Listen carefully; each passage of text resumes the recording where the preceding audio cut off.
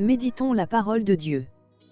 Nous lisons dans le livre d'Exode, le chapitre 12, du verset 31 au verset 33. Il est écrit: Dans la nuit même, Pharaon appela Moïse et Aaron, et leur dit, Levez-vous, sortez du milieu de mon peuple, vous et les enfants d'Israël. Allez, servez l'Éternel, comme vous l'avez dit.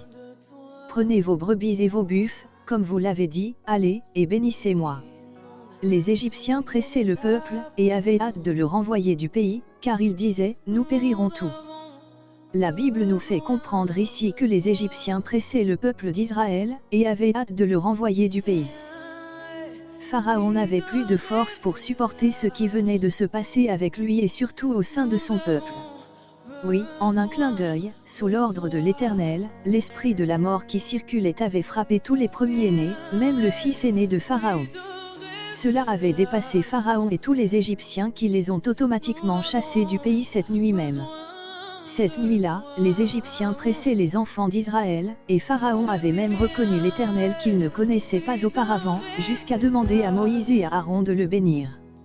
Ça, c'est la main puissante de l'Éternel des armées qui a agi en faveur des enfants d'Israël.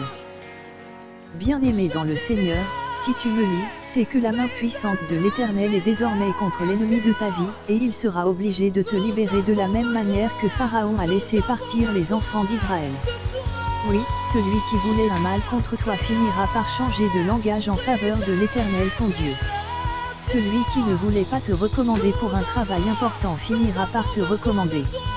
Oui, tout Pharaon qui te retenait captif d'une façon ou d'une autre sera désormais pressé de te libérer au nom de Jésus-Christ. Prie avec moi.